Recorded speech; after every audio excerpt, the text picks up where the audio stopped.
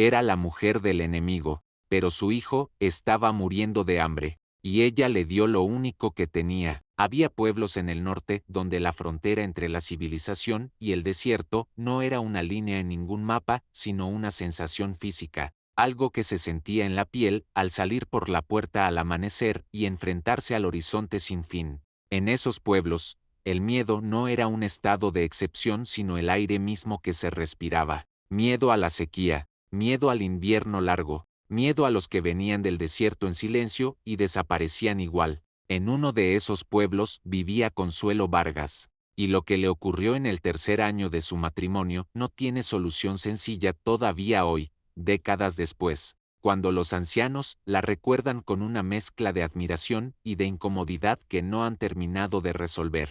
Consuelo tenía 26 años cuando su propio hijo murió a los 4 días de nacido. No fue una muerte espectacular ni violenta, fue la muerte silenciosa y devastadora de los recién nacidos que llegan al mundo demasiado pequeños para quedarse en él. El niño no llegó a tener nombre oficial, o más bien tuvo el nombre que Consuelo le había elegido durante 9 meses, Emilio, pero ese nombre nunca fue pronunciado en voz alta por nadie más porque en los pueblos del norte, nombrar a un niño muerto era considerado de mal agüero. Así que Emilio murió sin nombre, y Consuelo guardó el suyo en un lugar del corazón que nadie visitaba. Lo que el pueblo no sabía era que el cuerpo de Consuelo no había recibido el mensaje. Su leche no se detuvo con la muerte del niño. Durante semanas su cuerpo siguió produciendo lo que ya no había quien recibiera, con esa obstinación ciega que tiene la biología cuando no ha completado su propósito. Era un dolor físico y también era otra cosa. Una presencia constante de lo que faltaba que Consuelo aprendió a cargar en silencio porque no había otro modo de cargarlo, pero lo que aún no comprendía era que ese dolor, esa leche que no tenía destino, se convertiría en el centro de la historia más difícil de su vida. Rodrigo Vargas era herrero, un hombre bueno dentro de sus límites, que trabajaba desde antes del amanecer hasta después del anochecer y mantenía a Consuelo con la dignidad suficiente para que no le faltara nada material. Lo que no podía darle era lo que ningún hombre de ese tiempo sabía que debía darse, la compañía en el tipo de dolor que no tiene forma física. Así que Consuelo cargaba lo suyo sola, con la espalda recta y la cara serena, y el interior convertido en un territorio que nadie visitaba. El pueblo se llamaba Santa Lucía del Río y tenía 142 habitantes. Estaba construido alrededor de una plaza central con su iglesia de adobe, su pozo de piedra y su hilera de jacarandas que florecían morado en primavera con una intensidad que parecía excesiva para un lugar tan severo en todo lo demás. Al norte del pueblo, a unos 3 kilómetros, comenzaba el territorio que nadie reclamaba en papel pero que todos sabían que pertenecía a los grupos que venían del desierto, que mantenían con el pueblo una relación tensa y no declarada, hecha de distancias respetadas y de incidentes periódicos que cada bando interpretaba según su propia narrativa. Mientras el pueblo dormía aquella noche de octubre,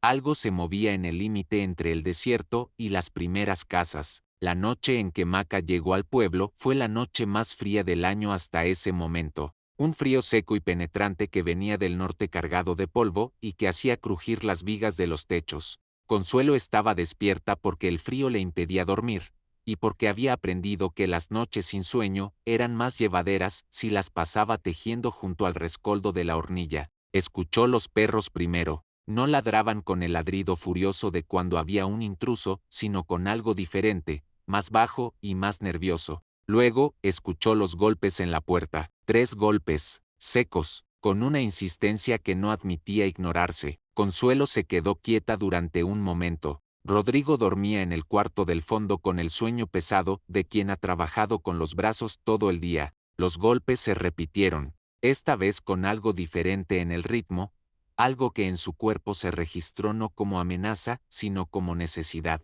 como el sonido específico que hace la desesperación cuando todavía tiene suficiente control para no convertirse en pánico. Tomó el candil, abrió la puerta. Lo que encontró al otro lado fue algo para lo que ninguna enseñanza de su vida la había preparado. Maca era un hombre de unos 35 años, alto y de complexión fuerte, con la piel curtida por años de vida a la intemperie. Vestía piel curtida y llevaba el cabello recogido. No traía armas visibles en las manos, que era lo que importaba en ese momento, porque lo que traía en los brazos era un niño, un bebé de pocas semanas, envuelto en una piel suave, con la cara del color equivocado y la respiración con ese sonido de papel arrugado que tiene la deshidratación severa en los recién nacidos. El niño tenía los labios partidos y secos. Tenía los ojos entrecerrados con una expresión que no era sueño, sino agotamiento total, y tenía los puños cerrados con esa contracción involuntaria que hacen los bebés cuando el hambre lleva demasiado tiempo sin respuesta. Maca no dijo nada. Levantó al niño hacia Consuelo con un gesto que no era súplica sino algo más directo. Era el gesto de alguien que ha agotado todas las opciones que conoce y ha llegado a la única que le queda, aunque sepa que puede ser rechazada. Consuelo miró al niño durante 3 segundos, luego miró a Maca, luego volvió a mirar al niño, y en esos 3 segundos ocurrió algo en su interior que no tenía nombre en el vocabulario de Santa Lucía del Río, pero que cualquier mujer que haya tenido leche y haya perdido a quien alimentar habría reconocido de inmediato. Abrió la puerta más. Según la tradición oral de esa región, hay decisiones que el cuerpo toma antes que la mente, y hay decisiones que la mente nunca habría tomado si el cuerpo le hubiera pedido permiso primero. Maca entró. Se detuvo en el centro de la habitación con el niño en brazos, sin moverse hacia ningún lado, con esa quietud de quien sabe que está en territorio ajeno y no quiere cometer errores de movimiento. Consuelo cerró la puerta, tomó al bebé con las manos que sabían exactamente cómo sostener a un recién nacido, examinó los labios partidos, examinó el color de la piel, examinó la respiración, y luego, sin pensarlo, sin consultarlo con nadie, sin pedirle permiso a nada, excepto a su propio cuerpo que llevaba semanas esperando exactamente este momento, se sentó en la silla junto a la hornilla y acercó al niño. El bebé tardó un momento en entender. Luego tomó, con una avidez que no cabía en un cuerpo tan pequeño, con la desesperación concentrada de quien ha pasado demasiado tiempo sin lo que necesita. Consuelo cerró los ojos, no de placer ni de orgullo, sino de algo más complejo, algo que tenía el dolor y el alivio mezclados en proporciones que no podría haber separado, aunque hubiera querido. Maca observó desde el otro lado de la habitación sin moverse, sin hablar, con una expresión que Consuelo no podía leer pero que no sentía como amenaza, que sentía como lo que era, la expresión de un padre viendo a su hijo comer por primera vez en demasiado tiempo. Fue Rodrigo quien apareció en la puerta del cuarto del fondo. Lo que los relatos preservan con más exactitud es lo que sucedió en los siguientes 5 minutos, porque esos 5 minutos lo cambiaron todo. Rodrigo tardó un momento en procesar lo que veía, su esposa, un bebé desconocido en sus brazos, y al fondo, inmóvil junto a la pared, un hombre del desierto con la ropa de piel. El proceso fue visible en su cara, la confusión primero, luego el reconocimiento de lo que ocurría, luego algo más difícil de nombrar que no era exactamente rabia pero que se le parecía. Dio 2 pasos hacia adelante. Consuelo levantó la vista y lo miró con una expresión que él no le había visto nunca. No era desafío, no era disculpa, era simplemente certeza, la expresión de alguien que ha hecho exactamente lo que debía hacer y lo sabe. Los 2 hombres se miraron por encima de la cabeza de Consuelo y del bebé que comía. Maca no se movió, no hizo ningún gesto de agresión ni de sumisión, simplemente esperó, y Rodrigo, que era un hombre bueno dentro de sus límites, miró a su esposa, miró al niño, miró al hombre, y tomó la decisión que definió el resto de su historia. Se acercó a la hornilla, añadió leña, y se quedó de pie junto a la pared sin decir nada. El niño comió durante 20 minutos. Luego se quedó dormido con esa profundidad absoluta que tienen los recién nacidos cuando han sido satisfechos después de un hambre larga. Consuelo lo sostuvo un momento más y luego lo llevó hacia Maca. Sus ojos se encontraron durante un segundo. Maca asintió. Luego se dirigió hacia la puerta, la abrió y desapareció en la oscuridad sin haber pronunciado una sola palabra. Pero en las casas vecinas, alguien había escuchado. y lo que había pasado esa noche no tardaría en saberse. Santa Lucía del Río era un pueblo de 142 personas. En un pueblo de 142 personas, los secretos tienen una vida útil de aproximadamente 72 horas. Fue la vecina de la derecha, doña Refugio Palencia, quien primero notó que los perros de Consuelo habían estado inquietos. Fue el pastor que salía antes del amanecer quien vio las huellas en el polvo frente a la herrería, y fue el propio Rodrigo, que no era hombre de guardar cosas, quien confirmó sin querer lo que todos ya sospechaban cuando respondió a las preguntas del cura con demasiada brevedad. Para el domingo, el pueblo sabía, y el pueblo comenzó a procesarlo con la maquinaria habitual ante lo que no entra en sus categorías, primero el rumor, luego la indignación, luego la presión organizada sobre el punto más débil del sistema, que en este caso era Consuelo. Las mujeres se dividieron, no en dos mitades iguales, sino en una mayoría que fruncía el ceño y una minoría que callaba con el silencio de quien no aprueba la condena pero tampoco tiene el valor de decirlo en voz alta. Los argumentos de las que fruncían el ceño eran coherentes dentro de su propio mundo, que los del desierto habían atacado pueblos al norte, que dar de comer al hijo del enemigo era tan bueno como dar fuerzas al enemigo mismo, que una mujer cristiana no tenía nada que hacer abriendo su puerta en la noche a alguien como ese. Lo que ella no sabía era que esas palabras eran solamente el inicio, que lo más difícil todavía no había comenzado. Rodrigo llegó al mediodía de lunes con una expresión cerrada y se sentó frente a Consuelo, sin hablar durante un tiempo largo.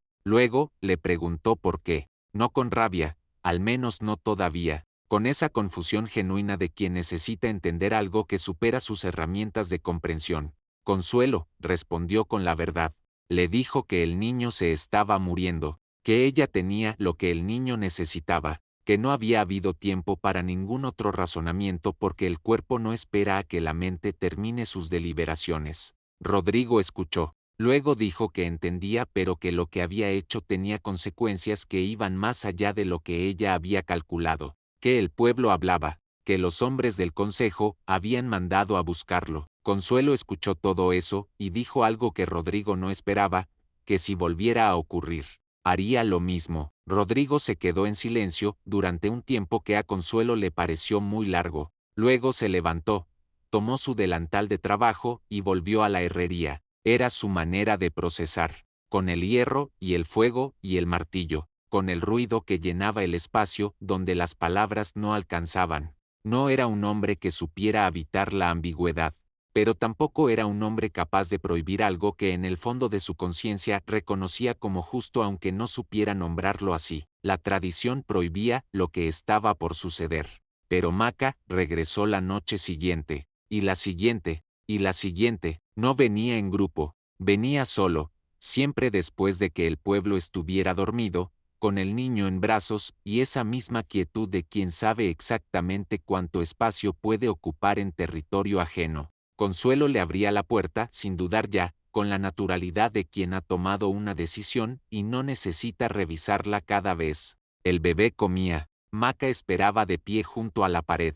Rodrigo, que había decidido no prohibirlo porque algo en él reconocía que lo que hacía su esposa era necesario, dormía en el cuarto del fondo con un sueño que era también una forma de permiso. En esas noches de silencio, Consuelo y Maca construyeron el único idioma que tenían, el de los gestos y las miradas y la atención mutua. Ella aprendió que el niño se llamaba Itzel. Lo aprendió porque una noche, cuando el bebé empezó a comer, Maca dijo ese nombre suavemente, como si lo presentara. Ella repitió el nombre y Maca asintió, y ese intercambio de 3 palabras fue más conversación de la que muchas personas tienen en años. Aprendió otras cosas también, que Maca era un hombre que observaba con mucha más atención de lo que era observado, que cuando el niño hacía algún ruido diferente durante la alimentación, la cara de Maca cambiaba antes de que ella misma pudiera identificar si había algo malo, que tenía manos grandes y cuidadosas, del tipo que saben tratar cosas frágiles con precisión, y que miraba a Itzel con esa expresión particular que tienen los padres que han estado cerca de perder algo y todavía no han terminado de creer que no lo perdieron. Pero antes de eso, El pueblo tomó una decisión que Consuelo no esperaba. El Consejo de Santa Lucía del Río se reunió un jueves en la trastienda de la tienda de don Aurelio Fuentes, que era el espacio donde se tomaban las decisiones demasiado delicadas para el registro público. Lo que el Consejo decidió fue presentado con la cortesía de las cosas que no admiten discusión pero que prefieren no parecerlo. Consuelo debía dejar de abrir la puerta. Si el hombre del desierto volvía, debía negarse. Si el niño moría, eso era asunto de su padre, no responsabilidad de nadie en Santa Lucía. Rodrigo escuchó todo eso, asintió con la cabeza porque era lo que se esperaba, y llegó a su casa esa noche con la tarea de transmitirle a Consuelo lo que el consejo había resuelto. La conversación duró 2 horas. No fue una pelea, fue dos personas que se respetaban tratando de encontrar un terreno común en algo donde no había terreno común posible. Rodrigo explicó las razones del consejo con la honestidad de quien las encuentra parcialmente válidas, aunque no completamente convincentes. Consuelo lo escuchó y respondió con una sola pregunta: si Itzel hubiera nacido en este pueblo, le habría pedido el consejo que lo dejara morir para mantener los límites. Rodrigo no respondió, porque no tenía respuesta. Esa noche Maca volvió, y Consuelo abrió la puerta. Lo que sucedió al día siguiente fue lo que los relatos recuerdan como el momento en que todo se hizo visible de una manera que ya no podía ignorarse. Doña Refugio Palencia, que dormía mal desde hacía años y tenía la ventana orientada hacia la calle frente a la herrería, vio salir a Maca al amanecer. No lo vio de lejos ni en penumbra, lo vio de frente, a 3 metros, con la luz gris de las 5 de la mañana que era suficiente para identificar lo que llevaba en brazos: un niño envuelto en piel, dormido, con la expresión de quien ha comido bien. Doña Refugio esperó, y a las 8 de la mañana había contado lo que había visto a 7 personas con el detalle preciso y el tono indignado que convierte una observación en un escándalo. Para el mediodía, el padre Hermenegildo llegó a la casa de Consuelo. Vino solo, señal de que quería la conversación sin testigos, lo cual a su vez era señal de que no estaba completamente seguro de los argumentos que iba a usar. Habló durante 15 minutos. Habló de la amenaza que representaban los del desierto. Habló de la responsabilidad de cada miembro de la comunidad hacia la seguridad del conjunto. Habló, más suavemente, del duelo de Consuelo, de que entendía que la pérdida de Emilio había dejado un vacío que buscaba llenarse, y que era comprensible pero que esa necesidad no podía resolverse de esta manera. Consuelo lo escuchó hasta el final. Luego respondió con la misma pregunta que le había hecho a Rodrigo: si Itzel hubiera nacido en este pueblo, ¿le habría pedido el consejo que lo dejara morir para mantener los límites? El padre Hermenegildo no respondió de inmediato, y en esa pausa, Consuelo encontró todo lo que necesitaba. Años después, esa decisión sería recordada como el inicio de algo que nadie en Santa Lucía del Río había imaginado posible. Maca trajo a Itzel durante 6 semanas. Para la 5ª semana, el niño había recuperado el color y el peso, y esa expresión alerta de los bebés sanos que están descubriendo el mundo con los ojos bien abiertos. Para la 6ª semana, Maca empezó a traer cosas. No eran regalos en el sentido que el pueblo habría entendido, eran objetos prácticos, un manojo de hierbas que resultaron ser un analgésico natural que el cuerpo agotado de Consuelo agradeció, una piel curtida con una suavidad que no tenía ninguna de las que ella había visto, raíces para el fuego que ardían más tiempo y con menos humo. Era su idioma, la manera en que él sabía expresar lo que no tenía palabras en ninguna lengua compartida. Rodrigo veía llegar esas cosas y no decía nada, pero Consuelo notó que había comenzado a mirarlas con atención, que tomaba las hierbas y las examinaba con la curiosidad de quien reconoce que hay un conocimiento allí que él no tiene. El hierro y el cuero tenían más en común de lo que cualquier política de pueblo podría resolver. La última noche que Maca trajo a Itzel fue diferente desde el principio. El niño ya no necesitaba ser sostenido con la urgencia de las primeras semanas. Mamó con la tranquilidad de quien come porque tiene hambre, no porque se esté muriendo. Cuando terminó, en lugar de quedarse dormido inmediatamente, Abrió los ojos y miró a Consuelo durante un momento largo con esa expresión de los bebés que todavía no saben fingir. Consuelo le tocó la mejilla con un dedo. Itzel tomó ese dedo con el puño cerrado con la fuerza que tenían ya esas manos pequeñas que hacía 6 semanas apenas podían cerrarse. Maca observó eso desde donde estaba, y luego hizo algo que no había hecho en ninguna de las noches anteriores. Habló, no en español porque no lo hablaba, habló en su propia lengua, con una voz baja y continua, durante casi un minuto. Consuelo no entendió las palabras, pero entendió el tono. Era el tono de alguien que ha estado guardando algo durante tiempo y necesita decirlo aunque el destinatario no pueda entenderlo literalmente. Era el tono de la gratitud cuando ya no cabe en el silencio. Cuando terminó, Maca tomó a Itzel, se dirigió a la puerta, se detuvo un momento con la mano en el marco y volvió la cabeza hacia Rodrigo, que estaba de pie junto a la hornilla. Los dos hombres se miraron durante un segundo.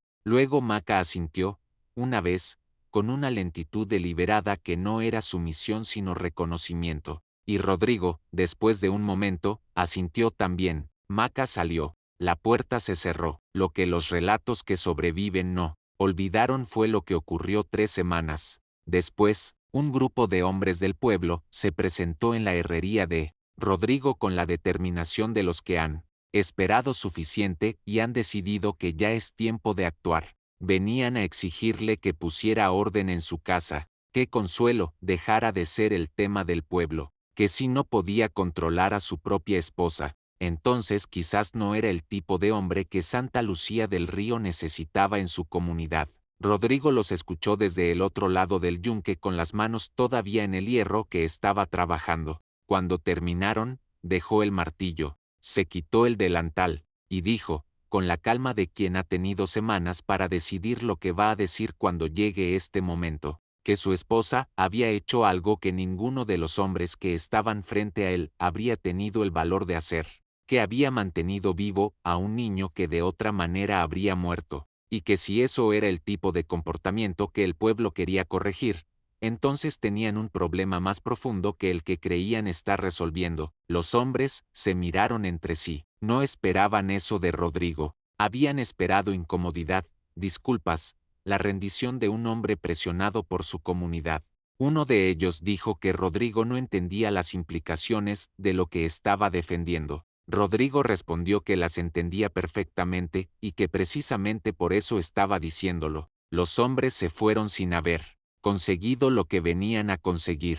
La memoria del desierto guarda esta historia no como una historia de amor, sino como algo más difícil y más honesto que eso. Consuelo Vargas vivió hasta los 71 años. Tuvo 3 hijos después de Emilio, todos sanos. Nunca volvió a ver a Maca en persona después de esa última noche, pero los arrieros que pasaban por el norte traían noticias a veces. Y algunas de esas noticias incluían el nombre de un niño llamado Itzel que había crecido en el desierto y que era conocido entre los suyos por una salud excepcional. No hay manera de verificar esas noticias. Los relatos reconocen esa imposibilidad, pero los relatos también dicen que Consuelo las escuchaba siempre con la misma expresión, algo entre la satisfacción y el dolor que tiene la gente cuando recibe confirmación de algo que había apostado con lo que tenía. Rodrigo murió antes que ella, a los 63 años. Antes de morir, le dijo a Consuelo que la noche en que ella había abierto la puerta a Maca había sido la noche en que la había conocido de verdad,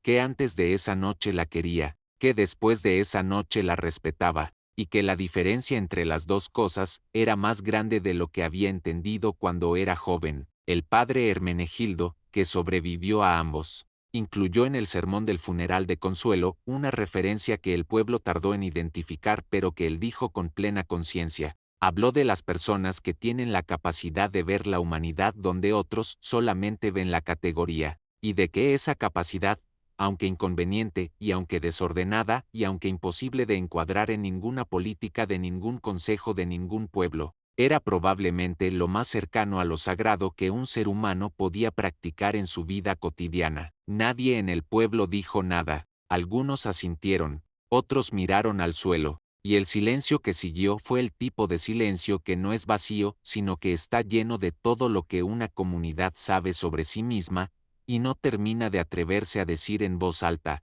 En los relatos que sobreviven de esa región, los ancianos cuentan que el cuerpo de una madre sabe cosas que la mente de un pueblo tarda generaciones en aprender, que hay una forma de conocimiento que no pasa por las palabras, ni por los consejos, ni por los límites que los hombres trazan en el polvo, y que a veces la única frontera que importa es la que existe entre una criatura que se muere de hambre y alguien que tiene lo que esa criatura necesita para seguir viva. Todo lo demás, dicen los ancianos, es política, y la política, a diferencia de la leche, no ha alimentado a nadie todavía.